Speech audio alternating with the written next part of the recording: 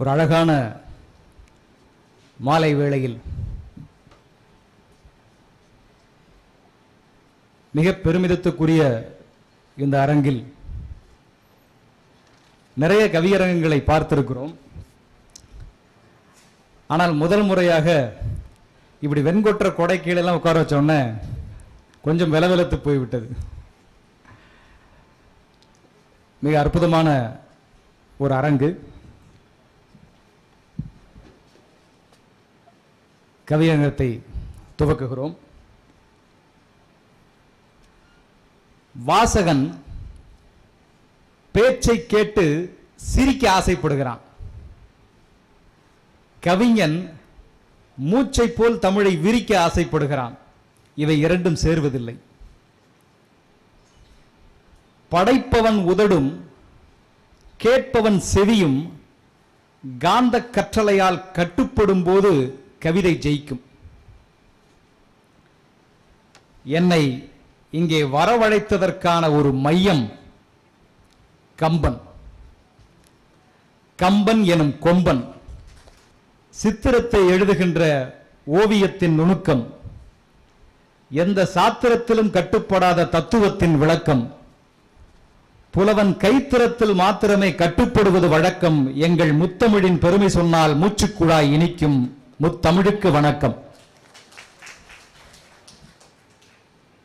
நெல்லுக்கு தலை சீவி புல்லுக்கு பூ முடித்து சொல்லுக்கு சிக்கெடுத்து சொல்லாமல் சொக்க வரும் மஞ்சள் வெயிலை மார்பெல்லாம் பூசி நிற்கும் சித்திரை தென்றலையே சிலிர்க்க வைப்பதற்காய் கம்பனை தேரேற்றி வரும் புதுவை கம்பன் கழகத்தாருக்கு என் தனி வணக்கம்.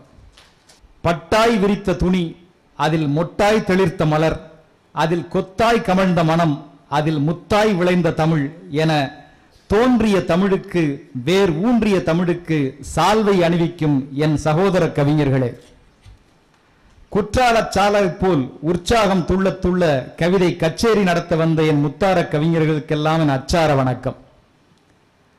புறம் மறந்து அலைபாயும் அகம் மறந்து விதவிதமான இடர் மறந்து தொலைக்காட்சி தொடர் மறந்து இவ்வரங்கில் வந்தமர்ந்து அரங்கை ஆளும் ஆண்களுக்கும் ஆண்டாண்டு காலமாய் ஆண்களை ஆளும் பெண்களுக்கும் என் அகவணக்கம், முகவணக்கம்.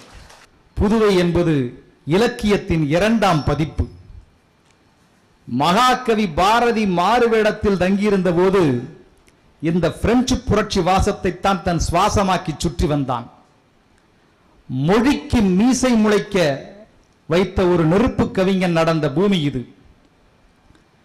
கொலை வாளினை எடடா மிகு கொடியோர் செயல் அறவே என பேனாவை கத்தியாக்கிய பாரதிதாசன் பூர்வீகம் இது. சிம்புட் பறவையை சிறகை விரி கை விரித்து வந்த கயவர் நம்மிடை பொய் விரித்து நம் புலன்கள் அடக்கி நமக்குள்ள உரிமை தமக்கென்பாரனில் வழி வழி வந்த உன் மரத்தனம் எங்கே மொழிப்பெற்றெங்கே விழிப்புற்று எழுக இகழ்ச்சி நேர்ந்தால் இறப்போம் என்றும் புகழ்ச்சியை நாம் பூணாம் என்றும் வையம் ஆண்ட வண்டமிழ் மரபே கையிருப்பை காட்ட எழுந்திரு என்ற கனல் கவிஞன் முரசறைந்த பாட்டுச்சேரி, அதுதான் இந்த பாண்டிச்சேரி. கவியரங்கம் என்பதெல்லாம் தமிழ் மண்ணில் புதையுண்டு போனதாய் சில தகவல்கள் செப்புகின்றன. ஆனால் ஆச்சரியம் என்ன தெரியுமா? கவிதையை எங்கே புதைத்தாலும் அங்கே முளைக்கும். காரணம், கவிதைக்குள்ளேயே விதை இருப்பதால். புவியரங்கம் போற்றும் ஒரு கவியரங்கம் புதிதாக தலைமை பொறுப்பினை என்னிடம் பொருந்த செய்துள்ளனர் புதுவை கம்பன் கழகத்தினர். இதற்கு தகுதி ஏதும் உண்டோ இத்திரைப்பாட்டுக்காரனுக்கு என புலம்பலாம் சில வம்பன் கழகத்தார். தலையில் மை ஏற்றும் வயதுதான் தலைமைக்கான வயது என்றால் அத்தகுதி இன்னும் வரவில்லை. தமிழில் மெய் ஏற்றும் திறனே தலைமைக்கான தகுதி என்றால் அத்தகுதி எனக்குண்டு. கம்பன் இது ஒரு காரணப் பெயர் அல்ல. 12 நூற்றாண்டு முன்னம் பசிதீர பசிதீர பனை ஓலைகளை எல்லாம் சொற்களால் கிழித்தெறிந்த ஒரு முரட்டு புலவனின் முகவரி பெயர் இது. சங்ககாலம் தமிழை, தமிழ் தன் ஆளுமைக்குள் வைத்திருந்த அகண்ட பொருளை, பயன்பாட்டில் இல்லாத சொற்களை பரிணாமம் பெற்ற சொற்பிரயோகங்களை எல்லாம் சேர்த்து தைக்க, அடுத்த 1000 ஆண்டுகளுக்கு சேமித்து வைக்க சங்ககாலம் தேர்வு செய்த கால பெட்டகம்தான் கம்பன். கம்பன் தன் எழுத்தாணியில் ராமகாதை தீட்டாது சடையப்ப வள்ளல் வீட்டிலேயே சாப்பிட்டுக் கொண்டு வாழ்ந்திருந்தால் இன்று தமிழ் மொழியில் 3 லட்சம் சொற்கள் மூச்சு திணறலால் மரித்திருக்கும். ஒரு கவிஞன் தான் ஒரு மொழியின் ஆழச் சொற்களை அடுத்த தலைமுறைக்கு ஏந்திச் செல்கிறான். ஒரு எழுத்தாளன் தான் சொற்கள் கெட்டுப்போகாமல் குளிர்சாதன பெட்டி மாதிரி பொத்தி வைத்திருந்து எதிர்காலத்துக்கு அவற்றை ஏற்றுமதி செய்கிறான். அப்படி கம்பன் செய்த காந்தர்வ சொற்களின் கால ஏற்றுமதி தான் கம்பராமாயணம். கம்பன் உண்மையிலேயே கொடுத்து வைத்தவன், தமிழுக்காய் தன்னையும் கொடுத்து வைத்தவன். ஏனெனில் வாழும் காலத்திலேயே ஒரு கவிஞன் அவன் வாழும் சமூகத்தால் பெரும்பாலும் போற்றப்படுவதில்லை. இதில் எனக்குண்டு பெருங்கோபம். இது தமிழ் சமூகம் பெற்ற சாபம். பொன்னாடைகளையும் பூமாலைகளையும் தவிர புலவனுக்கு கிடைப்பதென்னவோ இலக்கிய வாழ்வென்றாலும் இஎம்ஐ வாழ்க்கைதான். கம்பன் அப்படி அல்ல. கொடையப்பராய் ஒரு சடையப்பர் வாய்த்ததால் பட்டாடையிலேயே பளபளத்தான் அந்த பாட்டாளி. கம்பன் கவியரங்கில் கம்பனை பற்றி கவி பாடும் முன் முதலில் கவிதை என்னால் என்னென்று முகமன் கூற விழைகிறேன். எப்படி கவிதை எழுத வேண்டும் என பேனாவோடு கேட்டான் என் பையன். ஆவில் ஒரு வரி எனில் ஆவில் மறுவரி என்றா, காவில் ஒரு வரி துவங்கி காவில் மறுவரி இப்படியா? இஷ்டம் என்று இருந்தால் மறுவரி குஷ்டம் என்று முடிந்தா? ஒரு நீளமான வரியை 4 வரியாய் உடைத்து போட்டா? எப்படி கவிதை எழுத வேண்டும் என்றான் பேனாவோடு என் பையன். எப்படி சொல்வது அவனிடம்? அது எழுதி எழுதி தெளியும் வினா, எழுத எழுத புரியும் விடை. எழுத எழுத கவிதை வரும், எழுத எழுத அது கவிதையாகிவிடும் என்றேன். எவ்வளவு எழுதுவது என்றான். எழுதி எழுதி கவிதையாய் எழுதி பின்னொரு நாள் கவிதையே உன்னை எழுத வைக்கும் அளவு எழுது என்றேன். புரிந்த மாதிரி தலையசைத்தான். அது புரியாத மாதிரியும் இருந்தது. எதையெதையோ பேசும் அரங்கில் கவிதையை பற்றி சொன்னோம். கவிதை எங்கே கிடைக்கும்? எழுதுகோல் காகிதம் இவை மட்டும் போதுமா? எதில் கிடைக்கும் கவிதை? உச்சி வெயிலில் உழைப்பாளி, உருக்கும் தார்ச்சாலை, செருப்பில்லாத பாதம், அங்கே தேடுங்கள் கவிதை கிடைக்கும். முத்து பல்வரிசை, மூத்திரம் கூட பன்னீர்தான், தத்தும் தவழல் நடை, கை குழந்தையின் வாய் எச்சில், அங்கே தேடுங்கள் கவிதை கிடைக்கும். அர்ச்சனை சீட்டு, அலங்காரம் பூஜை, 3 வேளையும் பால் தயிர் புளியோதரை படையல், எல்லாம் செய்கிற பக்தன், எதுவுமே செய்யாத கடவுள், அங்கே தேடுங்கள் கவிதை கிடைக்கும். வீடு திரும்பும் மகன், விழித்தே கிடக்கும் தாய், பசி விரிக்கும் தட்டு, அதில் கைப்பிடி சோற்றை இட்டு மகன் பசியாறும் அழகை பார்த்தே பசியாறுவாள் அன்னை, அங்கே தேடுங்கள் கவிதை கிடைக்கும். யாருமே பேசாத ஒரு மொழி உண்டு, சமஸ்கிருதம். அழகை மட்டும் பேச ஒரு மொழி உண்டு, அரபு. ஆளுமைக்கென ஒரு மொழி உண்டு, ஜெர்மன். பக்தி, கவிதை, வர்த்தகம், ஆளுமை என அத்தனைக்கும் சேர்த்துமான அகிலத்தின் மொழி எம்மொழி? அதுவே நம் செம்மொழி. நண்பர்களே, தமிழ் என்பது பேச்சுவாக்கு மொழி அல்ல, புரிந்து கொள்ளுங்கள், அது மூச்சுவாக்கு மொழி. சொல்லி பாருங்கள் ஒரு முறை. ஆ, மூச்சு வெளியே வரும். ஆ, மூச்சு வெளியே வரும். அக், மூச்சு வெளியே வரும். ஒலி மூச்சை வெளியிட்டு பொருள் மூச்சை உள்ளிழுத்து உயிர் மூச்சாய் மாறும் மொழிதான் தமிழ். எந்த பாடுபொருள் என்றாலும் எந்த தமிழால் பாட முடியும். நிலா, இரவு பாடலை பதிவு செய்யும் குறுந்தகடு.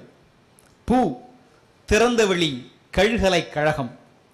தாஜ்மஹால், ஒரு பெண்பால் எழுதிய வெண்பா. மின்கம்பி, பறவைகளின் பயிற்சி வீணை. மீசை, இதழ்களின் புருவம். புருவம் என்பது கண்களின் மீசை. உலகில் காலையில் முளைத்து மாலையில் இறந்து போன மொழி உண்டு. ஆனால் தமிழ் பனை ஓலையில் செழித்து சேட்டிலைட் சாலையில் நடக்கும் சத்தானது. தமிழின் பயணத்தை சுருக்கமாய் செப்புகிறேன். மலையில் எழுத்தாகி, பனை இலையில் எழுத்தாகி, அச்சு கலையில் எழுத்தாகி, கணினி அலையில் எழுத்தாகி, இணைய வலையில் எழுத்தான ஒரே மொழி உலகிலேயே தமிழ்தான்.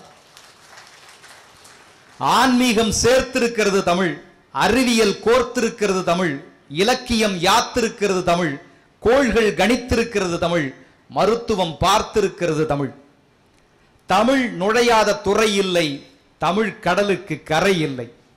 இத்துணை நீளமான தமிழை, இத்துணை ஆழமான தமிழை 2ஆம் நூற்றாண்டில் உயிர்ப்பித்தவன் வள்ளுவன், 8ஆம் நூற்றாண்டில் புதுப்பித்தவன் கம்பன். கண்ணுக்கெட்டிய பக்கமெல்லாம் கவிஞர்கள் பிறந்து சிறக்க கம்பன் மட்டும் ஏன் கவிச்சக்கரவர்த்தி தெரியுமா? முத்தமிழில் உள்ள முத்து முத்து சொல்லையெல்லாம் ஒரே காப்பியத்துக்குள் திருத்தம் செய்யவியலா விருத்தமாக்கி வார்த்ததினால் அரும்புலவர் கூட்டத்திடை பெரும்புலவன் கம்பனானான். 1000 சூத்திரங்கள் அவனியிலே இருந்தாலும் இதென்ன பெரிய கம்ப சூத்திரமா என்பதுதான் கூற்று. ராமகாதை இயற்ற கம்பன் ராப்பகலாய் பாராது உழைக்க, இரவு நேரம் ஏந்தல் எழுத, இரு கையில் விளக்கேந்தி நின்றாளாம் திருவொற்றியூர் வடிவுடை அம்மன் என்கிறது ஒரு பழைய கதை. கம்பன் நினைத்த மாத்திரமே கடவுளை பார்த்தவரா? நான் அறியேன். ஆனால் கம்பன் இளம்பெண்ணின் இடையில் கடவுளை பார்த்தவன். ஆம் பெண்ணே, உன் இடை கடவுளைப் போல் இருக்கிறது என்கிறான். ஏனென்றால் அது இருந்தும் கண்களுக்கு தெரியாமல் இருக்கிறதா. கம்பன் கொஞ்சம் குறும்பாக அரும்பாக செப்புகிறான். கவியரசு கண்ணதாசன் கம்பனை நிரம்ப படித்தவர் மட்டுமல்ல, கம்பனையும் சேர்த்து தன் கோப்பையில் ஊற்றி குடித்தவர். அதனால்தான் பாடினார், 10,000 கவிதை முத்தாக அள்ளி வைத்த சத்தான கம்பனுக்கு ஈடு இன்னும் வித்தாகவில்லை என்று பாடு. காலமழை ஆழியிலும் காற்று வெளி ஊழியிலும் சாகாது கம்பனவன் பாட்டு, அது தலைமுறைக்கு எழுதி வைத்த சீட்டு என்று. கம்பனை ரசிக்காத செவியேது? கம்பனை பாட காவிய கவிஞர் வாலிபோல் கவியேது? கம்பன் திண்ணையில் தமிழை தன் நாவுக்கு தின்ன கொடுத்து கொண்டே கட்டுத்தறி நெய்த நெசவாளி. கம்பன் திண்ணையில் தமிழை தன் நாவுக்கு தின்ன கொடுத்து கொண்டே கட்டுத்தறி நெய்த நெசவாளி. அந்த கவிஞனின் மறுபிறப்புத்தான் என் குருநாதர் நெசவாலி. அந்த வாலி அவதார புருஷன் இயற்ற அறிமுக உரை எழுதுகையில் கம்பனை இப்படி கணிக்கிறார். நாட்டரசன் கோட்டையில் நீழ்துயில் கொண்டு விட்ட பாட்டரசே, என்னுள் புகுந்து எழுது, உன்னை இறஞ்சுகிறேன் தொழுது. விதைப்பது என் வேலை, விளைவிப்பது உன் மூளை என்கிறார். உண்மை தெரியுமா? உலக கவிஞர்களேயே பணக்கார கவிஞன் கம்பன் தான். அதிக வரி செலுத்துபவன் பணக்கார கவிஞன் என்றால், பணக்காரன் என்றால், உலக கவிஞர்களிலேயே பணக்கார கவிஞன் கம்பன் தான். ஆம், உலக காவியங்களில் அதிக வரிகள் உள்ள காவியம் கம்பராமாயணம் தான். 12,000 பாட்டுக்கள், அதில் 48,000 வரிகள், அதில் 2,35,000 சொற்கள். நாற்றின் இடையே நண்டுகள் கிள்ளும், நதியும் புனலும் நர்த்தனம் சொல்லும், தேரெழுந்தூரிடும் தமிழ் மண்ணில்தான் பிறந்தான் அந்த பாவலன். சடையப்ப வள்ளல் சங்ககாலத்து பில்கேட்ஸ் மாதிரி. அந்த சங்ககாலத்து பில்கேட்ஸையே தன் காப்பியத்துக்கு முன் கையேந்த வைத்தவன் கவிச்சக்கரவர்த்தி கம்பநாடன். இப்போது போல் இல்லை. அந்த காலத்திலெல்லாம் புலவர்களுக்கு மலை போல் இருந்தது மதிப்பு.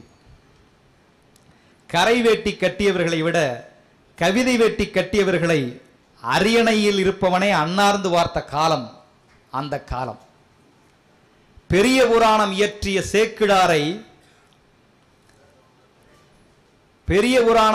சேக்கிழாரை தன் பட்டத்து யானை மீது ஏற்றி யானைப்பாகனாய் நடந்து வந்தானாம் கொற்றத்து வேந்தன் குலோத்துங்க சோழன்.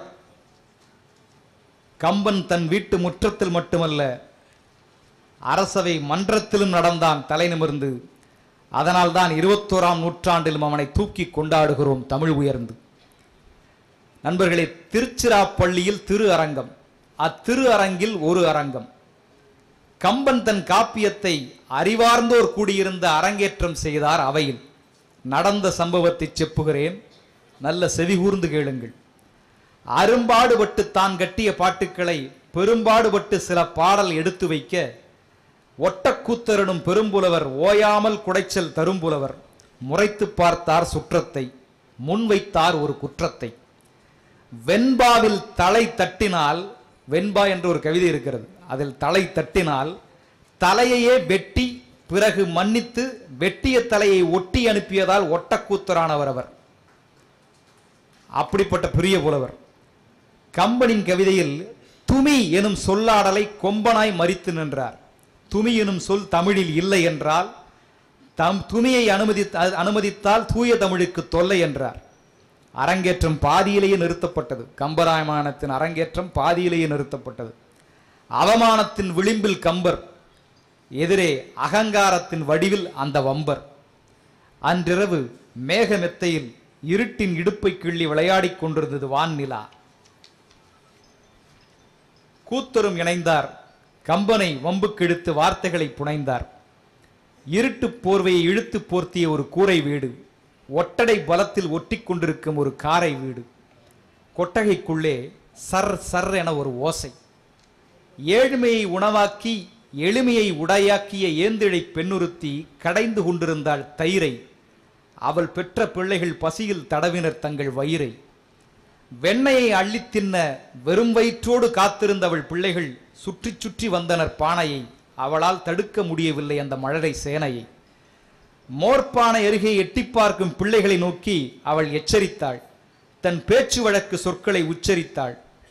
ஏழை தமிழச்சி ஏசிய வார்த்தைகள் குடிசை தாண்டி செல்லும் கொற்றவனுக்கு கேட்டது. அவரம்பூ இதழ் மலர்ந்து அவள் சொன்னாள், தள்ளிப்போங்கள் பிள்ளைகளா, தயிரிலிருந்து துமி தெரிக்கும் என்றாள். துமி எனும் சொல் இலக்கியத்தில் இல்லையாயினும் இல்லங்களின் புழக்கத்தில் இருக்கிறது என்று கம்பர் குதித்தார் மதலையாக, கூத்தர் விழித்தார் முதலையாக. கிடைத்தது விடை, உடைந்தது தடை, அரங்கேறியது காப்பியம். வீணா வாணியே ஒரு வீட்டு கிடத்தியாய் வந்து தன் தமிழுக்கு சான்று தந்ததாய் முகப்பு பாட்டுரைக்கிறார் அந்த முத்தமிழ் சக்கரவர்த்தி. இதை போலவே இன்னொரு சம்பவம். நஞ்சை புஞ்சை கொழித்த தஞ்சை, பொன்வேய்ந்த அரண்மனை, அங்கே பூவேய்ந்த விருந்து மண்டபத்தில் புகழ்வேய்ந்த சிம்மாசனத்தில் கவிவேந்தன் கம்பனும் புவிவேந்தன் குலோத்துங்கனும் அமர்ந்திருக்கிறார்கள். குலோத்துங்க சோழன் குலமகளை குலம் நோக்காது காதலிக்கிறான் கம்பனின் மகன் அம்பிகாவதி. காதலுக்கு நிலம் வளம் குலம் ஏதும் கிடையாது. சந்திரனிலிருந்து நேராக சபைக்கு இறங்கிய தேவதை போல் அமராவதி உணவு தட்டோடு அவைக்கு வர, அதில் காதல் மயக்கத்திலிருந்து அம்பிகாவதிக்கு அவசரம் வர, அவ்வண்ணமே மன்னன் கண் முன்னமே அமராவதியை பார்த்து இட்டடி நோக எடுத்தடி கொப்பளிக்க வட்டில் சுமந்து மருங்கசைய என 2 வரி கவி பார்க்கிறான். தன் மகளை பற்றியா கம்பன் மகன் பாட்டெடுத்தான் என குலோத்துங்கன் ஆர்ப்பரிக்க, அம்பிகாவதி பாடிய பாட்டை அக்கணமே நிறுத்தி அடுத்த வரி எடுக்கிறார் கம்பர். வட்டில் சுமந்து மருங்கசைய கொட்டி கிழங்கோ கிழங்கென்று கூவுவாள் வழங்கோசை வையம்பெறும் என்று முடிக்கிறார். தெருவில் கிழங்கு விற்பவளுக்காக தன் மகன் அம்பிகாவதி தெரித்த கவிதை தவிர வேறில்லை என்று தன் மகன் தலைகாக்கிறார் தமிழ்காத்த கம்பர். ஆயினும் மன்னன் ஐயப்பாடு தீர தெருவில் கிழங்கு விற்பவளை தேடச் சொல்ல, கம்பன் வாய்க்கு பொய்க்கக்கூடாதென கலைவாணியை இறங்கி நடந்தாள் தெருவில் கிழங்கு விற்கும் பெண் உருவில். மகாகவியை போற்றும் மக்கள் கவியரங்கில் அடுத்து 4 பாடும் நிகழ்வு துவங்குகிறது. கல், கணையாளி, பாதுகை, வில் என தனித்தனி தலைப்புகளில் தங்கள் தனித்துவ கவிதைகளால் போற்ற வருகின்றனர் கம்பனை. இனி பேசட்டும் அவர்களின் கற்பனை. முதலில் கல் பேச வருகிறது. கல்லை கல்தானே என்று எண்ணாதீர், கல்லுக்கும் உணர்ச்சி வரும். ஆம், கல்லுக்கு வெட்கம் வரும். அந்த கல் சினுங்கல் என்று ஆகும்போது கல்லுக்கு அச்சம் வரும். அந்த கல் பதுங்கல் என்று மாறும்போது கல்லுக்கு மயக்கம் வரும். அது முயங்கல் என்று தோன்றும் போது, முடியாது என்று எண்ணுபவனின் தொடங்கல் கூட தடங்கல் ஆகும். முடியும் என்று முயல்பவனுக்கு எல்லா கல்லுமே மயில்கல் ஆகும். சறுக்கல் என்னும் கல்லை யார் சமாளிக்கிறானோ அவனுக்கு பார்க்கும் கல் எல்லாமே படிக்கல். கல் கலவரக்காரன் கையில் கிடைத்தால் காயமாகிறது, கல் சிற்பியின் கையில் கிடைத்தால் காவியமாகிறது. அதே கல் கம்பனின் கையில் கிடைத்தால் இதோ கல்லை பேச வைக்கிறார் மதிப்பின் மிகுந்த கவிஞர் அரு நாகப்பன் ஐயா அவர்கள். வருக கவிஞரே. அன்னையவள் பொன்னழகி அருள் வழங்கி காப்பாற்றும் சின்னஞ்சிறுவையலாம் சிற்றூரை சேர்ந்திட்ட என்னை வளர்த்து எழுத்தமிழை ஊட்டி வைத்த பொன்னை நிகர்த்த புகழ்கம்பன் அடியாராம் அண்ணல் கணேசரின் அருள்கொண்ட நல்லுள்ளம் தன்னை வணங்கி எண்ணச் சிறகடித்து எண்ணற்ற கைவடைத்து வண்ணத் தமிழுக்கே வடிவழகை கூட்டி வைத்த கண்ணதாச கவியரசின் காலடியில் தலை வைத்து என்பணியை தொடர்வேன். இனி அவை தலைவர் அவர்கள் இளமையிலேயே தலைமையேற்ற புலமையிலே சிறந்தவரே, நல்ல கவிதை வளமையில் வாழும் விஜய்க்கு என்னுடைய வணக்கங்கள். கம்பன் கற்கோயில் கட்டினிதம் கால பூசை செய்யாமல் சொற்கோவில் கட்டித்தான் சொர்க்கத்தை காட்டியவன். சொற்கோயில் கட்டித்தான் சொர்க்கத்தை காட்டியவன். நெல்லை விளைய வைத்து தொப்பையை நிரப்பாமல் சொல்லை விளைய வைத்து பண்பாட்டை நிறைய வைத்தான்.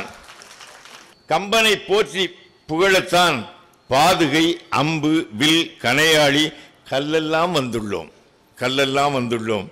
மனித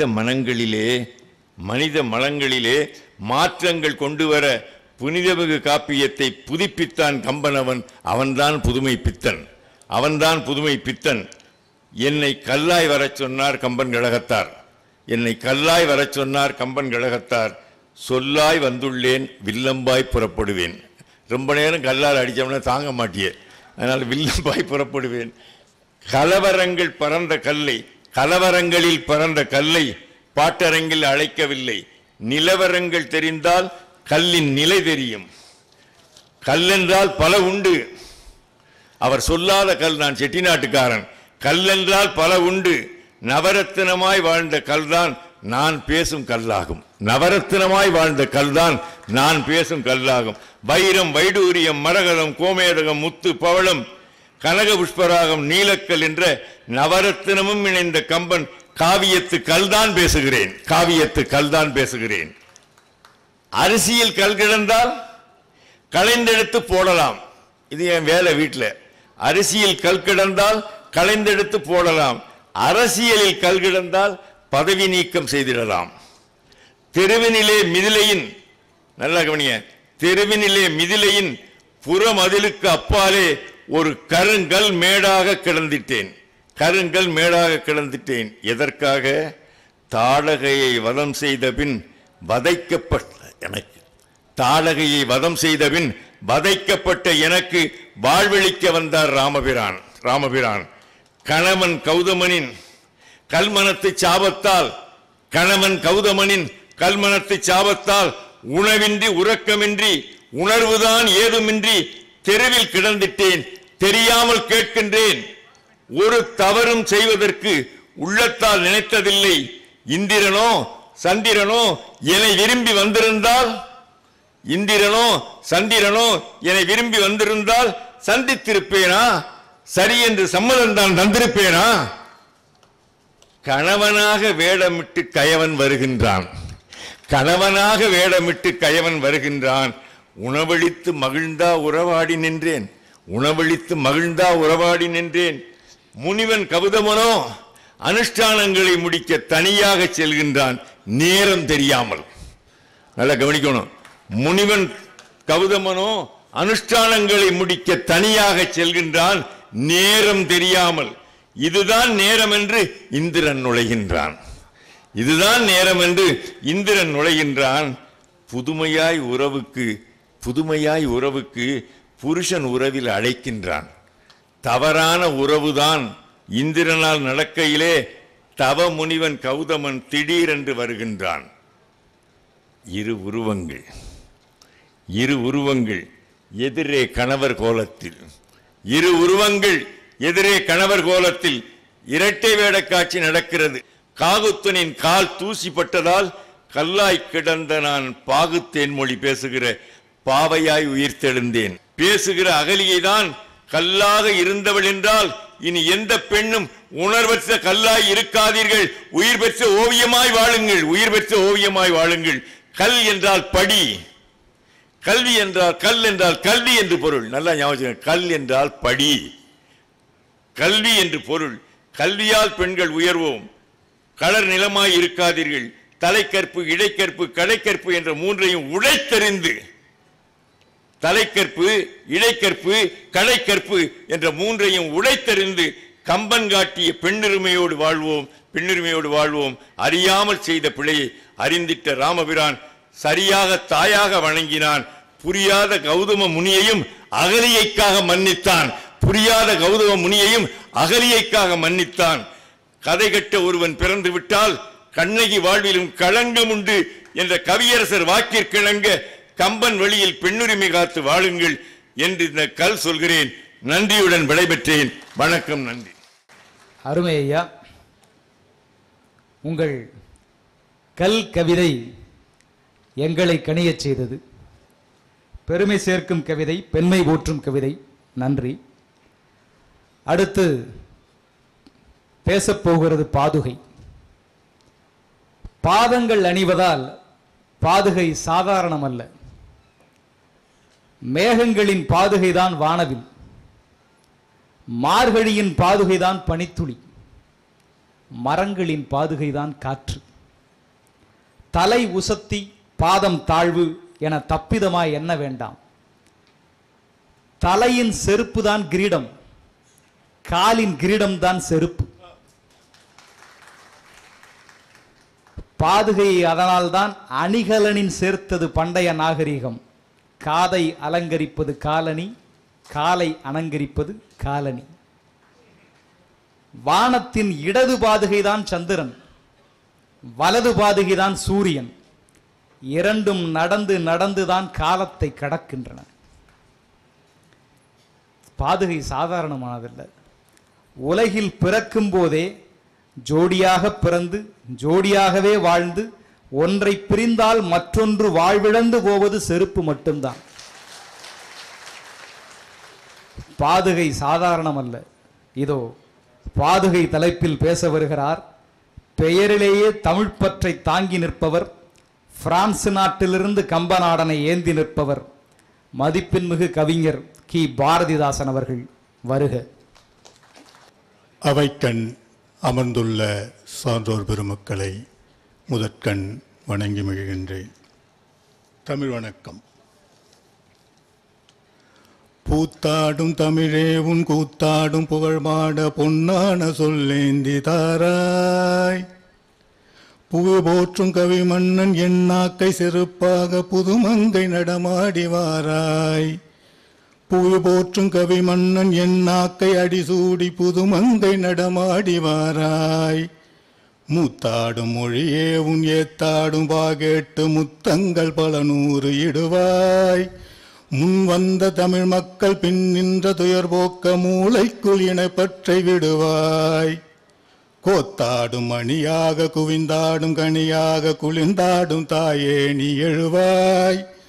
குனிந்தாடும் உலகத்தை நிமிந்தாடும் வண்ணத்தில் குருதிக்குள் உரமேற உழுவாய். கோத்தாடும் ஊர்வாழும் சேர்ந்தாடும் ஊர்வாழும் சிங்கார சீர்சூரும் தெம்மாங்கு தமிழே நீ ஒளிர்வாய். தேனூரும் சந்தங்கள் நான் தேடும் சொந்தங்கள் சே என்னை இம்மன்றில் காப்பாய். தமிழே சே என்னை இம்மன்றில் காப்பாய். திருமால் வணக்கம். அருள் பூத்த மலை மீது பொருள் பூத்த திருமாலே அணி பூத்த தமிழேந்தி பாடு. அருள் பூத்த மலை மீது பொருள் பூத்த திருமாலே அணி பூத்த தமிழேந்தி பாடு.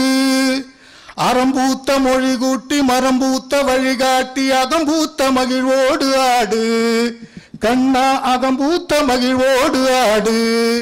இருள் பூத்த என் நெஞ்சில் தெருள் பூத்த நெடுமாலை இசை பூத்த கவியல்லி சூடு இடர் பூத்த பகையோட்டி சுடர் பூத்த தகையூட்டி எழில் பூத்த உனக்கில்லை ஈடு கண்ணா எழில் பூத்த உனக்கில்லை ஈடு உருள் பூத்த தேரேறி உருள் பூத்த தேரேறி திருபூத்த மாயோனே உளம்பூத்த என்னோடு கூடு ஊர் பூத்த புகழோடும் சீர்பூத்த அழகோடு உயிர் பூத்த தமிழே பூக்காடு என் உயிர் பூத்த தமிழே பூக்காடு மருள் பூத்த நோய் போக்கி மனம் பூத்த காய் போக்கி மனக்கட்டும் யான் தீட்டும் ஏடு மருள் பூத்த நோய் போக்கி மனம் பூத்த காய் போக்கி மனக்கட்டும் யான் தீட்டும் ஏடு மறை பூத்த விழியோனே மது பூத்த மொழியோனே வந்துங்கு காப்பா என்போடு கண்ணா வந்துங்கு காப்பா என்போடு. தாய்மண்ணே வணக்கம். புதுவை மண்ணே நான் பிறந்த புதுவை மண்ணே புலமை நிலமே தமிழ் புலமை நிலமே பொதுமை பொழிலே புகழின் காடே வணங்கு மகனை வாரி அணைத்து மணக்கும் தமிழை வணங்குவாய் தாயே வணங்கு மகனை வாரி அணைத்து மணக்கும் தமிழை வழங்குவாய் தாயே. தலைவர் வணக்கம். இது தலைவர் ரொம்ப அழகா இதுவரைக்கும் உங்களுக்கு இந்த கருத்தை யாராவது சொல்லி இருக்கிறாங்களான்னு எனக்கு தெரியாது. படிப்பால் பல பேர் கவியாவார், படிப்பால் பல பேர் கவியாவார், ஆசையின் துடிப்பால் பல பேர் கவியாவார். பல பேர் ஆசையின் குடிப்பால் சில பேர் கவியாவார், மொழி பிடிப்பால் சில பேர் கவியாவார். வித்தக கவியே நீ இறைவன் படைப்பில் கவியானாய். வித்தக கவியே நீ இறைவன் படைப்பில் கவியானாய். எப்படி சாதாரண சொல்லிட முடியுமா? அருள் குழந்தை நான் அருள் குழந்தை அவர் அப்படின்னா இறைவன் படைப்பில் கவியானான்னு சொல்லிடலாம். பா விஜய், பா என்றால் பாட்டு, பாட்டு விஜய் என்று பொருள். உங்கள் பெயருக்கே பாட்டு விஜய் என்று பொருள். எனவே நீங்கள் இறைவன் படைப்பால் கவியானீர். எனவே பாட்டரசன் யான் உனக்கு பல்லாண்டு பாடுகிறேன், பாட்டரசன் உனக்கு பல்லாண்டு பாடுகிறேன். கொஞ்சம் திரையுலகில் விஞ்சும் புகழ் படைத்தாய், கொஞ்சம் திரையுலகில் விஞ்சும் புகழ் படைத்தாய். வித்தக கவியே அஞ்சும் நிலையகற்றி நெஞ்சில் தமிழ் பதித்தாய். எனவே பாட்டரசன் யான் உனக்கு பல்லாண்டு பாடுகிறேன். வித்தக கவியே உன் முத்தக பாட்டெல்லாம் முத்து அகப்பாட்டு முத்தம் அகம்பாட்டு. உன் முத்தக பாட்டெல்லாம் இத்தரை காதலுக்கு புத்தகமாய் ஆகிடுமே. எனவே பாட்டரசன் உனக்கு நான் பல்லாண்டு பாடுகிறேன். போற்றுவோம் கம்பன் புகழ், கம்பனை போற்றுவோம், கம்பனை போற்றுவோம். கண்ணி தமிழ் செழிக்கும், சந்தங்கள் பின்னி சுவை கொழிக்கும். எங்கெங்கு வம்பனை கண்டாலும் கொம்பனை கண்டாலும் வாரி பகை அழிக்கும். வீரத்தை கூறி பூவி சிவிழிக்கும். கம்பனை போற்றுவோம், கம்பனை போற்றுவோம். கண்ணி தமிழ் செழிக்கும், சந்தங்கள் பின்னி சுவை கொழிக்கும். ராமனை போற்றுவோம், ராமனை போற்றுவோம். இன்ப வழி பிறக்கும், வாழ்வினில் அன்பின் வழி திறக்கும். என்றுமே ராவினை ஒத்துள நெஞ்சங்கள் மாறிய ஏற்ற பணி சிறக்கும். தமிழை சாற்றி கொடி பறக்கும். சீதையை போற்றுவோம், சீதையை போற்றுவோம். சிந்தையொளி உதிக்கும், நம்மினம் முந்தை புகழ் பதிக்கும். சோலையாய் பாதைகள் பூத்திட பண்பினை காத்திட பாடி நெறி விதிக்கும். மகிழ்ந்தே ஆடி மனம் குதிக்கும். இன்றமிழ் ஆட்சியை ராவணன் மாட்சியை, இன்றமிழ் ஆட்சியை ராவணன் மாட்சியை ஏத்தி பறை தட்டுவோம், மாலைகள் சாத்தி நிறை கொட்டுவோம். நன்னெறி கம்பனை தென் திசை வாழ்த்திட நாளும் கவி கட்டுவோம், முன்வந்து மூளும் பகை வெட்டுவோம். செம்மொழி அன்னையை எம்மொழி வென்றிடும், செம்மொழி அன்னையை எம்மொழி வென்றிடும். சேர்ந்து அரண் நாட்டுவோம், கம்பனில் ஆழ்ந்து திறன் காட்டுவோம். இம்மெனும் முன்னமே இன்னிசை சந்தங்கள் ஏந்தி தமிழ் மீட்டுவோம். யாப்பினில் நீந்தி அமுதூட்டுவோம், யாப்பினில் நீந்தி அமுதூட்டுவோம். பாதுகை இந்த சொல் கம்பன்ல இருக்கிறத தெரியல. கம்பன் இதை பாதுகம் என்று கையாளுகிறான். பாதுகை என்று இருக்கிற சொல் தேடி பார்த்தேன், எனக்கு தெரியல. ஆனால் நல்ல தமிழ் சொல்லை கம்பன் அதற்கு கொடுத்திருக்கின்றான். நல்ல தமிழ், ஆச்சரியப்பட்டு போனேன். அடித்தளம் என்ற ஒரு சொல்லை அந்த திருவடிக்கு கம்பன் கொடுத்திருக்கின்றான். அதை கூட நம்ம இனி வாழ்க்கையில் பயன்படுத்தலாம். அடித்தளம் கொண்டு வாருங்கள் பயன்படு. நல்ல தமிழ் சொல், அழகிய தமிழ் சொல். வியந்து போன கம்பன் கிட்ட இருந்து. நம்ம இப்ப மிதியடி, செருப்பு, மரவடி, இன்னும் நிறைய சொற்கள் அதுக்கு நம்ம காலணி, காலணின்னு எல்லாம் அதுல வந்துடும். அடித்தளம் கரெக்டா அதுக்கு வருது, பொருத்தமா இருக்குது. பாதுகை பெருமைப்பாட பாரதி பிறந்து வந்தேன், மோதுகை காலம் தன்னில் மோனையாய் செருப்பே தோன்றும். மோதுகை காலம் தன்னில் மோனையாய் செருப்பே தோன்றும். மாதுகை செருப்பை ஏந்தி வம்பனை ஓடச் செய்யும். ஏது கை செருப்புக்கிங்கே, ஏது கை செருப்புக்கிங்கே, எதிரியை அடிக்கும் தாக்கும். திருவடி படலம் போன்று திருவடி படலம் தந்த அருங்கவி கம்பன் தன்னை அகிலமே போற்றி பாடும். திருமுடிக்கு பாடம் தந்தது பெரிய செய்தியில், அதான் கம்பனுடைய காவியம். திருமுடிக்கு படலம் செஞ்சது, திருவடிக்கு படம் செஞ்சான் பாருங்க கம்பன், அது போற்றுதலுக்குரியது. ரெண்டு பாட்டை வச்சு ஒரு பெரிய படலத்தை கட்டி காட்டுதான் திருவடிக்கு. அப்ப திருவடி பெருமையை பாட வேண்டும் என்று கம்பன் நினைத்து திருமுடி படலம் போன்று திருவடி படலம் தந்த அருங்கவி கம்பன் தன்னை அகிலமே போற்றி பாடும். பெருமுடி சுமைகள் தம்மை பெரியவன் திருத்தால் தீர்க்கும், பெருமுடி சுமைகள் தம்மை பெரியவன் திருத்தால் தீர்க்கும். குருவடி போற்றும் நெஞ்சம் குவளைய புகழைச் சூடும், குருவடி போற்றும் நெஞ்சம் குவளைய புகழைச் சூடும். மிதியடி உழைப்பின் சின்னம், மிதியடி உழைப்பின் சின்னம், இறுதி வரை உழைக்கும். கால் ஒடிந்தால் கூட கட்டு போட்டு உழைக்கும். மிதியடி உழைப்பின் சின்னம், வினை வெறி வெற்றி நல்கும். நீங்கள் கொண்ட வினையில் வெறியாக இருந்தால் நிச்சயமாக வெற்றி அடைய முடியும். பதியடி, பதின கணவன், பதியடி தெய்வம் என்று என்ற பழமையை ஒழிக்க வேண்டும். பெண்கள் கை தட்டணுமா? பதியடி தெய்வம் என்ற பழமையை ஒழிக்க வேண்டும். விதியடி என்றே எண்ணி விழியடி ஒழுகல் நன்றோ, மதியடி பூக்கும் ஆற்றல் மண் அடி செழிக்க செய்யும். காலடி செருப்பா எண்ணி காலணி என்றார் போலும், அது வேற வேற நீ தான் இருந்தாலும் அழகுக்கு சொல்ற. காலடி செருப்பா எண்ணி காலணி என்றார் போலும். மேல் அடி வர்க்கப்பாடு, மேல் அடி வர்க்கப்பாடு மேதினி கண்ட கேடு.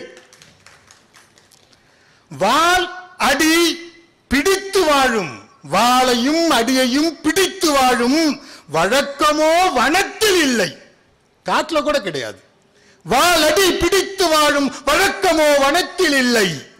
ஆளடி விழுதை போன்று மாலடி உலகை தாங்கும், ஆளடி விழுதை போன்று மாலடி உலகை தாங்கும். ஆட்சியை வேண்டாம் என்றே அடித்தளம் பரதன் கொண்டான். வெடித்தள காட்டில் வாழ்ந்த வில்லழி ராமன் கொண்ட அடித்தளம் தம்மை வாங்கி, ராமன் அடித்தளம், பரதன் அடித்தளம் தம்மை வாங்கி முடித்தளம் சூடி, கோயில் படித்தளம் என்றே ஏத்தி பரதனும் உயரை பெற்றான், குடித்தளம் நீங்கி நின்றான்.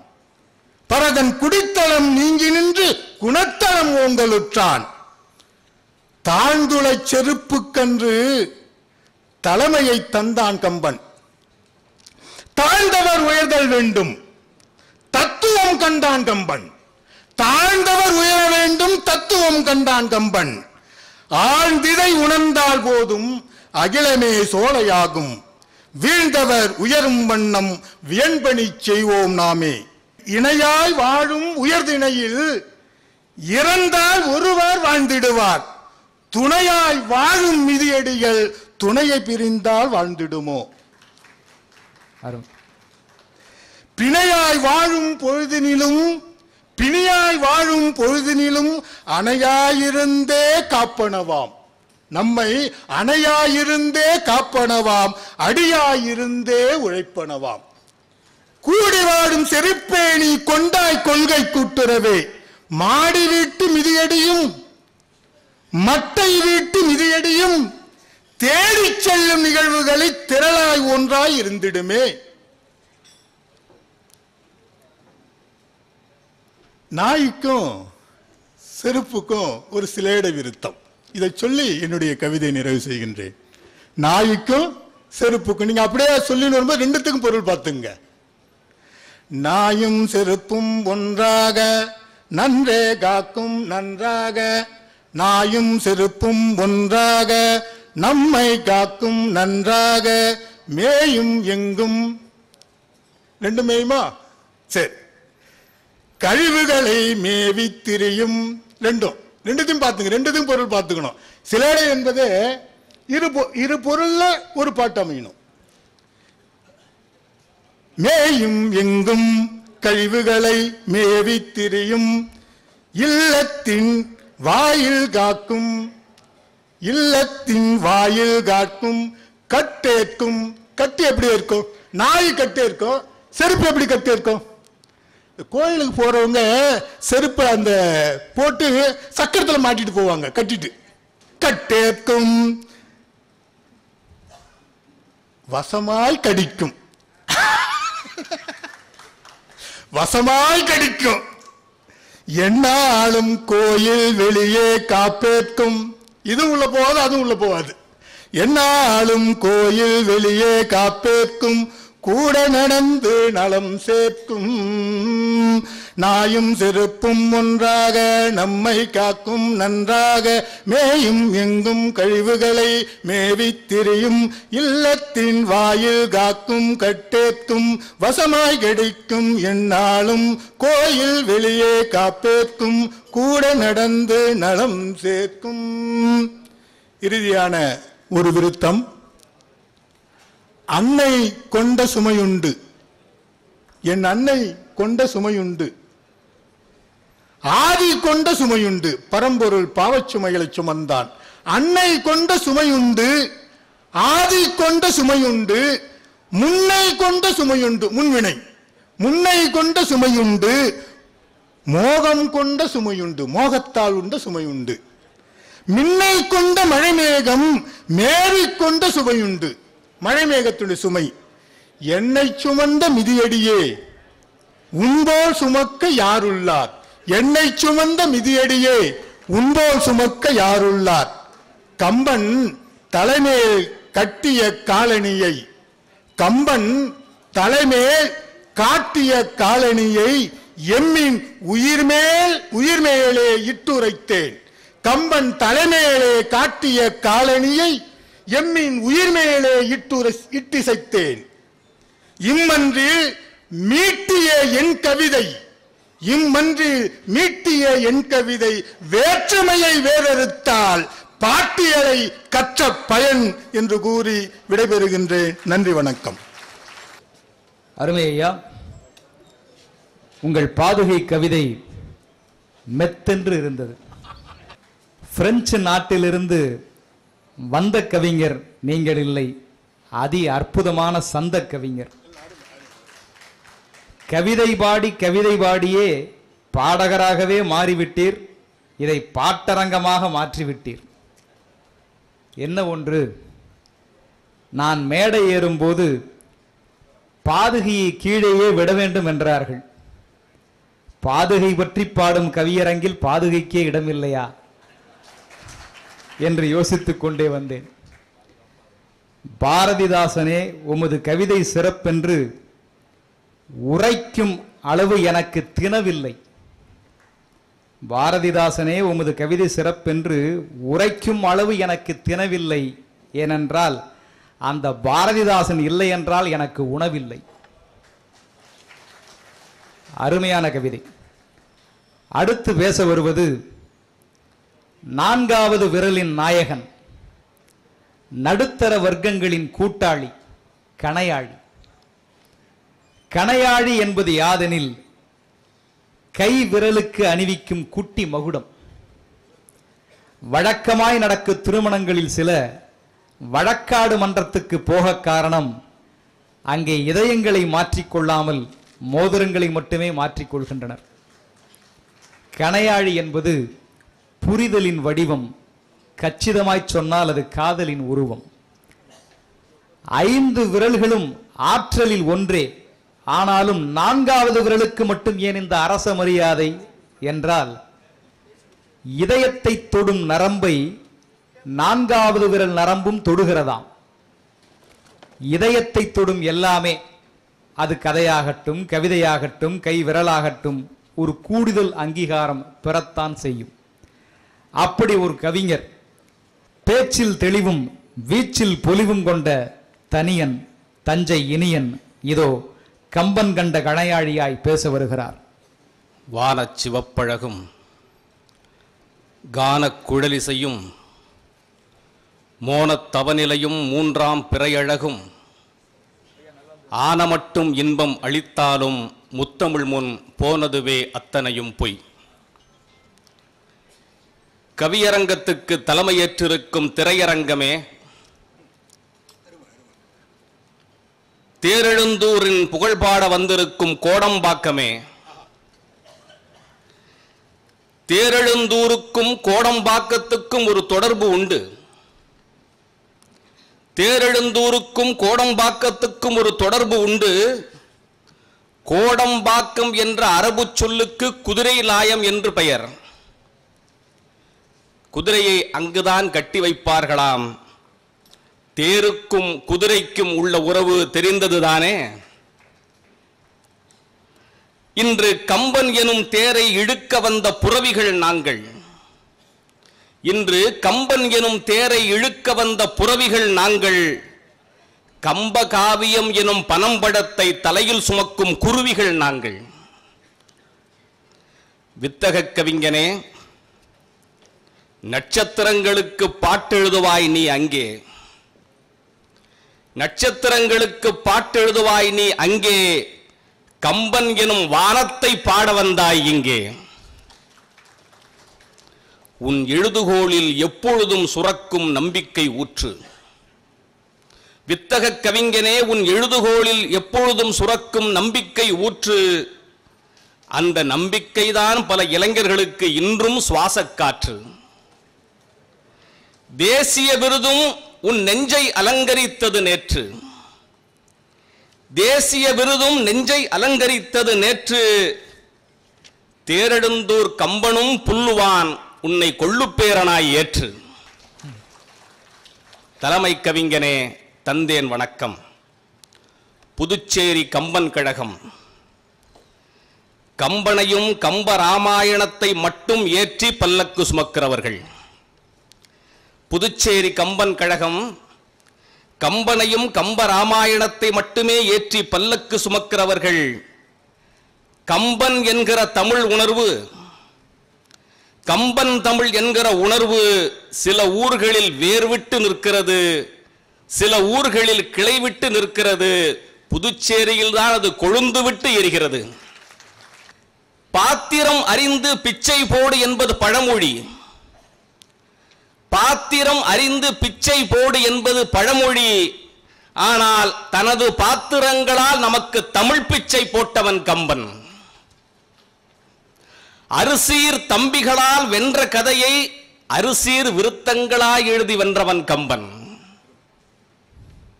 கம்பனின் எழுத்தாணி அது கறக்க கறக்க சுரந்து தந்த காமதேனுவின் காம்பு. கம்பனின் எழுத்தாணி கறக்க கறக்க சுரந்து தந்த காமதேனுவின் காம்பு. நாம் தாரம் விட்டு தாவ நினைத்தால் நம்மை தடுத்து நிறுத்தும் தாம்பு. நாம் தாரம் விட்டு தாவ நினைத்தால் நம்மை தடுத்து நிறுத்தும் தாம்பு. மானுடம் வெல்ல கானுடன் நடந்த காகுத்தன் கை வில்லா. மானுடம் வெல்ல கானுடன் நடந்த காகுத்தன் கை வில்லா. இல்லை கம்பநாடனின் உதிரம் தொட்டு காவியம் வரைந்த முல்லா. 12000 பாடல்களாலே கம்பன் வைத்தான் கச்சேரி. 12000 பாடல்களாலே கம்பன் வைத்தான் கச்சேரி. அந்த கம்பன் புகழை தலையில் தூக்கி வைத்து ஆடும் புதுச்சேரி. இந்த கம்பன் கழகம் காட்டுகின்ற அன்பினில் தோற்கும் அலையாழி. இந்த கம்பன் கழகம் காட்டுகின்ற அன்பினில் தோற்கும் அலையாழி. உங்கள் அத்தனை பேருக்கும் என் கவிதைகளால் அணிவிக்கிறேன் கணையாழி. அவையில் இருக்கும் ஆன்றோர்களே, என் கவிதைகளை தட்டி கேட்க வந்திருக்கிறவர்களே, கைகள் தட்டி கேட்க வந்திருக்கிறவர்களே, வணக்கம். கம்பனை போற்ற வந்த கணையாழி நான். சீதையின் பல்நகையை மீட்ட கல்நகை நான் தான். சீதையின் பல்நகையை மீட்ட கல்நகை நான் தான். அவள் வாய் நகையை வரவழைக்க, அவள் வாய் நகையை வரவழைக்க வாயுவோடு வந்த நகை நான். செய்கூலி கேட்காத அனுமனுடன் சேர்ந்து, செய்கூலி கேட்காத அனுமனுடன் சேர்ந்து சேதாரம் இல்லாமல் சீதையை மீட்டதும் நான் தான். அருமை. திருட்டு கொடுத்த நகையை திரும்பவும் மீட்பார்கள் மனிதர்கள். திருட்டு கொடுத்த நகையை திரும்பவும் மீட்பார்கள் மனிதர்கள். ஆனால் திருட்டு கொடுத்த மனிதனை மீட்டுக் கொடுத்த நகை நான். அங்க அடையாளம் சொல்லி ராமன் தந்த தங்க அடையாளம் நான். அங்க அடையாளம் சொல்லி ராமன் தந்த தங்க அடையாளம் நான். நானும் ராமபக்தன் தான். நானும் ராமபக்தன் தான். கணையாழி என்னும் என் பெயரை பிரித்து பாருங்கள். முதல் பாதி அவன் விடும் சரம், மறுபாதி அவனுடைய நிறம். முதல் பாதி அவன் விடும் சரம், மறுபாதி அவனுடைய நிறம். தீபச் சுடர்போல் காட்சியளிக்கும் இலங்கை தீவில், தீபச் சுடர்போல காட்சியளிக்கும் இலங்கை தீவில் அரக்கியர்கள் நடுவில் அரக்காக கிடந்தாள் சீதை. ராமனுடன் சேர்ந்து தீயை வலம் வந்தாள் மிதிலையில். ராமனுடன் சேர்ந்து தீயை வலம் வந்தாள் மிதிலையில். சீதையை சுற்றி தீ வலம் வந்தது இலங்கையில். சீதை பிரிந்தாள் ராமனை, சீதை பிரிந்தாள் ராமனை. அந்த அசோகவனமே அவளுக்கு அராமனை. அந்த அசோகவனமே அவளுக்கு அராமனை. கருநிறம் காணும் போதெல்லாம் ராமனின் உருநிறம் காண்பது போல் இருக்குமாம் சீதைக்கு. கருநிறம் காணும் போதெல்லாம் ராமனின் உருநிறம் காண்பது போல் இருக்குமாம் சீதைக்கு. கருப்புதான் எனக்கு பிடிச்ச கலரு என்று கவியரங்க தலைவர் எழுதுவதற்கு இது காரணமாயிருந்திருக்குமோ? கருநிறம் காணும் போதெல்லாம் ராமனின் உருநிறம் காண்பது போல் இருக்குமாம் சீதைக்கு. கரிய காண்டலும் கண்ணில் நீர்க்கடல் புக கழுழ்வாள் என்று கருப்பு நிறம் காட்டி சீதையின் கற்பு திறம் காட்டுவான் கம்பன்.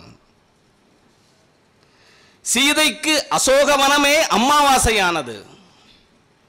சீதைக்கு அசோகவனமே அம்மாவாசையானது. சீதையின் ராத்திரியெல்லாம் சிவராத்திரியானது. இறுதியில் ஒரு நாள் யமகண்டம் என்றது. இறுதியில் ஒரு நாள் யமகண்டம் என்றது. கணையாடி நான் காட்சி அளித்தேன். அசோகவனத்தில் அன்று அட்சய திருதியை வந்தது. அசோகவனத்தில் அன்று அட்சய திருதியை வந்தது. இந்த அட்சய திருதியை கணவன்மார்களின் கண்களில் நீர் வர வைக்கும் அட்சய திருதியை அல்ல. மனைவியின் கண்ணில் நீர் துடைக்க வந்த அட்சய திருதியை. இப்பொழுதும் பெண்கள் தங்கம் வாங்குவதற்காக தங்கள் கணவர்களின் சட்டைப்பை சுரங்கத்தையே தோண்டி எடுக்கிறார்கள். பொன்னின் சோதியாய் மின்னின் நிழலாய் பெண்கள் விளங்க, பொன்னின் சோதியாய் மின்னின் நிழலாய் பெண்கள் விளங்க, கடன்பட்டார் நெஞ்சம் போல கணவர்கள் கலங்குகிறார்கள். சீதை என்கிற படைப்புக்கும் தங்கத்துக்கும் சில ஒற்றுமைகள் உண்டு. சீதை என்கிற படைப்புக்கும் தங்கத்துக்கும் சில ஒற்றுமைகள் உண்டு. இரண்டுமே பூமிக்கடியிலிருந்து பிறந்து வந்தன. இரண்டும் பூமிக்கடியிலிருந்து பிறந்து வந்தன. பிறந்த இடத்தை விட்டு பிரிதோர் இடத்துக்கு பெயர்ந்து வந்தன. இரண்டுமே கடத்தப்பட்டன. சீதையும் தங்கமும் இரண்டுமே கடத்தப்பட்டன. சுத்தமா என்று சோதிக்கப்பட்டன. சுத்தமா என்று சோதிக்கப்பட்டன. இரண்டுமே நெருப்பிலே குளித்து வந்தன. இரண்டுமே நெருப்பில் குளித்து வந்தன. அதனால்தான் இரண்டுமே நம் மதிப்பில் உயர்ந்து நிற்கின்றன. ராமன் அனுப்பிய செய்தி காற்று வாக்கில் வந்தது. ராமன் அனுப்பிய செய்தி அனுமன் எனும் காற்று வாக்கில் வந்தது. காற்றின் வாக்கிலும் சீதை கொண்டாள் ஐயம். காற்றின் வாக்கிலும் சீதை கொண்டாள் ஐயம். பின் காட்டிய கனையாடிதான் நம்பிக்கை கொடுத்தது. பின் காட்டிய கனையாடிதான் நம்பிக்கை கொடுத்தது. காரணம் அது அவள் நம்பி கை கொடுத்தது. அனுமன் ஒன்றும் சாமானியன் அல்ல. இலங்கேஸ்வரனை வீழ்த்த காரணமாக இருந்த விலங்கேஸ்வரன் இவன். என்னை கண்டதும் மலடி பெற்ற பிள்ளையாய் மகிழ்ந்தாளாம் சீதை. என்னை கண்டதும் மலடி பெற்ற பிள்ளையாய் மகிழ்ந்தாளாம் சீதை. கம்பன் சொல்லும் உவமானம் அது கோடி ரூபாய் பெருமானம். கம்பன் சொல்லும் உவமானம் அது கோடி ரூபாய் பெருமானம். அவன் தமிழுக்கு கொடுக்க வெகுமானம், நம் தலையையும் வைக்கலாம் அடமானம். பிள்ளை பெற்றதும் மலடி மகிழ்வது எதற்காக? பிள்ளை பெற்றதும் மலடி மகிழ்வது எதற்காக? வாரி அணைக்க பிள்ளை கிடைத்தது என்றா, பிறர் வாயை அடைக்க பிள்ளை கிடைத்தது என்று. பிரமாதம். சீதையும் மகிழ்ந்தாள். கரை சேர்க்க கணவன் வருகிறான் என்றா, தன் கரை போக்க கணவன் வருகிறான் என்று. உன் விரல் பிடிக்க வருவேன் என ராமன் தந்தான் கனையாழி. உன் விரல் பிடிக்க வருவேன் என்று ராமன் தந்தான் கனையாழி. உன் விரல் திலகம் தீட்ட நெற்றி தருவேன் என்று சீதை கொடுத்தாள் சூடாமணி. நகையில் நின்றுயர் நாயகன் ராமன்.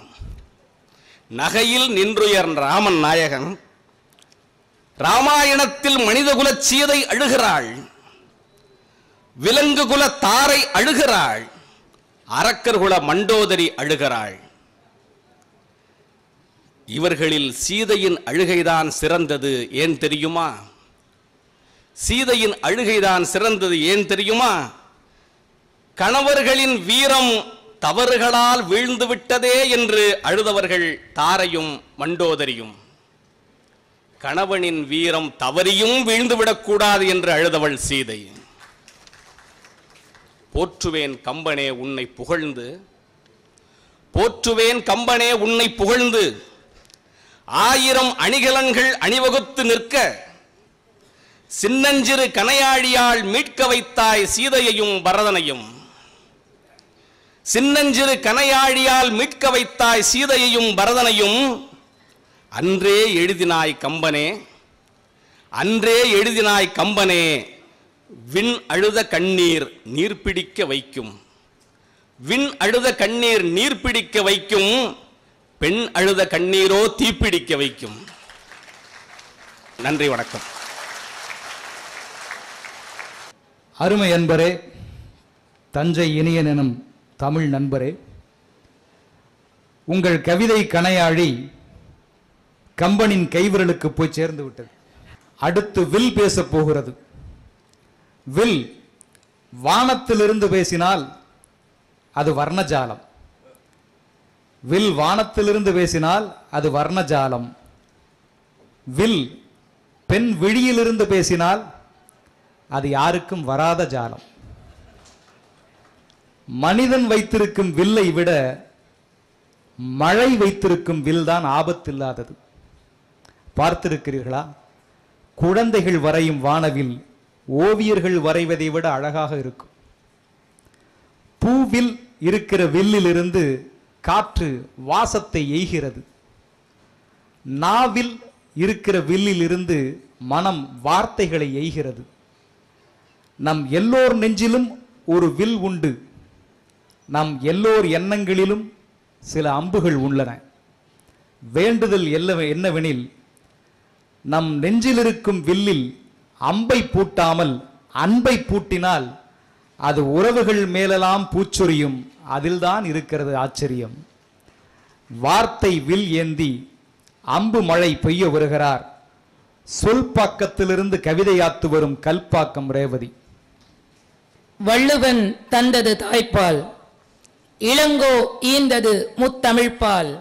கள்ளிப்பால் கொடுத்த பல கவிஞர்களின் மத்தியிலே தமிழ் அள்ளிப்பால் கொடுத்தான் தனிப்புலவன் எம் கம்பன்.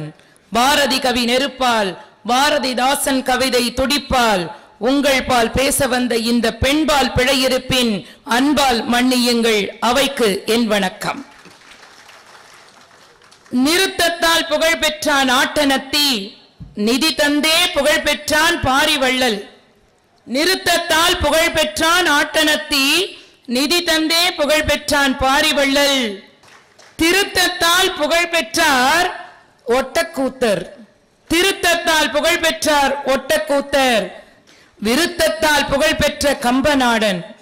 விழுத்தத்தால் புகழ் பெற்றார் கம்பநாடன். வில்லாலே புகழ் பெற்றான் எங்கள் ராமன். ஏழு கடல் எழுந்து வந்து இருக்கைகளை நிரப்பும். ஏழு கடல் எழுந்து வந்து இருக்கைகளை நிரப்பும். எந்நாளும் புதுவை மண் கம்பன் புகழ் பரப்பும். சென்னாவில் தமிழ் பிறந்து மக்கள் மனம் சிறக்கும். சான்றோர் கூடிய அவையது, நல்ல வரி கேட்கும் போது கைதட்டல் பறக்கும். தீர்ப்பு எனக்கென்றால் கவி தலைமையே உங்களுக்கு சொர்க்கவாசல் திறக்கும். செந்தமிழே உனை வணங்கி என் கவிதை துவக்கம். பொன்னை வணங்கவில்லை, பொருளை வணங்கவில்லை, கண்ணை வணங்கவில்லை, காவியத்தை வணங்கவில்லை, மகாகவி நடந்த மண்ணை வணங்குகிறேன் கம்பனே. மகாகவி நடந்த மண்ணை வணங்குகிறேன் கம்பனே, என் கவிதை துவக்கம். கம்பன் புகழ் பாடும் கவியரங்க மேடையிலே எங்கள் நால்வரை கவி பாட அழைத்தீர்கள். செம்பொன் கணையாழி எம்பெருமான் பாதுகை, தன் பெருமை இழந்த கல். இத்தனைக்கும் நடுவிலே நான் தான் கம்பீரமாயிருக்கும் காகுத்தன் கைவில். தன் பெருமை இழந்த கல், இத்தனைக்கும் நடுவிலே நான் தான் கம்பீரமாய் இருக்கும் காகுத்தன் கைவில். ஆன்றோர் உள்ளிட்ட அவையை வணங்குகிறேன். வில் என்றால் விஜயன் அந்த பாரதத்தில். வில் என்றால் விஜயன் அந்த பாரதத்தில். சொல்லென்றால் விஜய் இந்த பாரதத்தில். கவியரங்கில் உனக்கில்லை நிகரு, நீ எழுதிய பாடலிலே எனக்கு பிடித்தது கருப்புதான் எனக்கு பிடிச்ச கலர். செல்லாய் பிறந்திருந்தால், செல்லாய் பிறந்திருந்தார் இளைஞர் கையில் இருந்திருப்பேன். கடிகார முள்ளாய் பிறந்திருந்தால் காலத்தை கணித்திருப்பேன். நெல்லாய் பிறந்திருந்தார் பலர் பசி தீர்த்திருப்பேன். வில்லாய் பிறந்ததனால் கம்பன் கை தவழ்ந்து வந்தேன். கல்லாய் கிடந்திருந்தால் ராமன் காலுக்காய் காத்திருப்பேன். கல்லாய் கிடந்திருந்தால் ராமன் காலுக்காய் காத்திருப்பேன். கணையாழி ஆயிருந்தாய் அவன் காதலுக்காய் காத்திருப்பேன். பாதுகையாய் பிறந்திருந்தால் அவன் பாதத்தை பார்த்திருப்பேன். வில்லாய் பிறந்ததனால் அவன் விரிதோளில் சாய்ந்திருந்தேன். பிரிக்க முடியாதவை கம்பனின் சொல் காகுத்தன் வில். அம்பு வேண்டுமானால் வில்லை பிரியலாம், அம்பு வேண்டுமானால் வில்லை பிரியலாம், அன்பான ராமனை நான் பிரிந்ததே இல்லை. வில் நான் சீதையின் புருவம் ஆனதால் கொஞ்சம் கர்வம் ஆனேன். வில் நான் சீதையின் புருவம் ஆனதால் கொஞ்சம் கர்வம் ஆனேன். மாடத்தை அண்ணலும் நோக்கினான், மாடியிலிருந்து அவளும் நோக்கினாள். இருவரின் இதயம் மாறிய காட்சி, இருவரின் இதயம் மாறிய காட்சி. நான் மட்டும்தானே அதற்கு சாட்சி? பொதுவாக சாட்சி சொல் என்று சொல்வார்கள், இங்குதான் சாட்சி வில். காலனி ஆதிக்கம் பற்றி முதலில் கனவு கண்ட கம்பா, காலனி ஆதிக்கம் பற்றி முதலில் கனவு கண்ட கம்பா, பாதுகை காப்பியத்தில் அது சிறு பாத்திரம், காப்பியத்தில் அது சிறு பாத்திரம், திருமண வீட்டில் கூட அது இருந்ததில்லை பத்திரம். அதற்கு பட்டாபிஷேகம் நடத்தி பத்திரப்பதிவு செய்தவன் பரதன். கணையாழி இலக்கியத்தில் அது சகுந்தலை தொலைத்தது, அனுமன் தந்ததால் சீதையின் கண்ணீரில் குளித்தது. அதற்கு பின்னால் அதன் குரல் எங்கே ஒலித்தது? அதற்கு பின்னால் அதன் குரல் எங்கே ஒலித்தது? கம்பா, நீ பாடிய கல் சிற்பமாயிருக்கும் மாமல்லை கல்லல்ல, அற்பமாயிருந்த சிறுகல். வில்லை ராமன் கையில் எடுத்தான். கம்பா, நீ எல்லை சொல்லில் எடுத்தாய். வில்லை ராமன் கையில் எடுத்த போதெல்லாம் கம்பா நீ எல்லை சொல்லிலே எடுத்தாய். அழகு எனும் வில் வளைத்தால் அகலிகை, ஆயிரமாய் கண் பெற்றான் இந்திரன். அழகு எனும் வில் வளைத்தாள் அகலிகை, ஆயிரமாய் கண் பெற்றான் இந்திரன். காமம் எனும் வில் வளைத்தாள் சூர்ப்பனகை, கண்ணை மட்டும் மீதம் வைத்தான் இலக்குவன். முதுகு எனும் வில் வளைத்தாள் கூனி, 3 பெண்கள் நூல் இழந்தார் போனி. முதுகு எனும் வில் வளைத்தாள் கூனி, 3 பெண்கள் நூல் இழந்தார் போனி. கைகேயி விதி அது அழுது வந்தது, கைகேயி விதி அது அழுது வந்தது, மண்டோதரி விதி முன்பே எழுதி வந்தது. பாவம் தாரைதான், பாவம் தாரைதான், அவள் குரங்குகை பூமாலை, தெய்வம் அல்லவா அதை பீத்து எறிந்தது. பாவம் அவள் குரங்குகை பூமாலை, தெய்வம் அல்லவா அதை பீத்து எறிந்தது. மற்ற போதெல்லாம் நான் விட்ட அம்பு கொற்றவாளி, மற்ற போதெல்லாம் நான் விட்ட அம்பு கொற்றவாளி, வாளிக்கு மட்டுமே நான் குற்றவாளி. வாளெனும் வில் வளைத்தான் அனுமன், வாளெனும் வில் வளைத்தான் அனுமன். கம்பா, உன் தீர்க்க தரிசனம் புரிகிறது. நிறைவாக ஒன்று சொல்வேன் கம்பனே, நிறைவாக ஒன்று சொல்வேன் கம்பனே, அயோத்தி முதல் இலங்கை வரை நடந்தது என் பயணம். அயோத்தி முதல் இலங்கை வரை நடந்தது என் பயணம். அன்று முதல் இன்று வரை அர்ச்சனைகள் உண்டோ இல்லையோ, பிரச்சனைகள் அங்கு உண்டு. பாதுகை அது உன் காப்பியத்தின் முன்னுரை, கணையாழி உன் காவியத்தின் பின்னுரை. கல் பாதியில் வந்த பாவ விமோச்சனம், கல் பாதியில் வந்த பாவ விமோச்சனம். வில் நான் தான், காப்பியம் முழுதும் கம்பன் எழுதி வைத்த சாசனம். ராமன் காதை என்றால் பாமரன் கூட சொல்வது ஒரு சொல் ஒரு இல் ஒரு வில். ராமன் காதை என்றால் பாமரன் கூட சொல்வது ஒரு சொல் ஒரு இல் ஒரு வில்.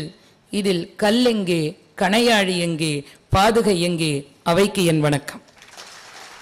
மிக நேர்மையான பாடல். கல்பாக்கத்தில் அணுமின் தானே உற்பத்தி செய்கிறார்கள், அழகிய சொற்களையுமா உற்பத்தி செய்கிறார்கள்? கல்பாக்கம் ரேவதி, உங்கள் வில் இலக்கை தைத்து விட்டது. நிறைவு கவிதை கொஞ்சம் விரைவு கவிதையும் கூட. கல் பேசியது, கணையாழி பேசியது, பாதுகை பேசியது, வில் பேசியது. எல்லாவற்றிலும் கம்பனின் புகழ் ஏகாந்தமாய் வீசியது. கம்பனை போற்றுவதில் ஆற்றெழுதும் அன்பர்கள், கம்பன் போற்றிய தமிழை காப்பதிலும் ஆர்ப்போம், கைகோர்ப்போம். தமிழை மீட்பதும் அதை அடுத்த தலைமுறையிடம் சேர்ப்பதுமே கம்பனுக்கு மட்டுமல்ல, கம்பன் வளர்த்த காப்பியத்துக்கும் கம்பனால் வளர்ந்த கவித்துவத்துக்கும் நாம் ஆற்றும் நற்பணி. பிறக்கும் மழலையர்க்கு தமிழில் பெயரிடுவோம், நடக்கும் திருமணங்களை தமிழில் நடத்திடுவோம், ஆலயத்தில் அர்ச்சனைகள் தமிழில் கேட்டிடுவோம், ஆங்கிலம் கலவாமல் தமிழில் பேசிடுவோம். அதுவே கருத்தால் நாம் ஒன்றி கம்பனுக்கு செலுத்தும் நன்றி. வாழ்க கம்பனின் சொல் வளம், வளர்க கம்பன் கடகத்தாரின் செயல் திறம். நன்றி, நன்றி, வணக்கம்.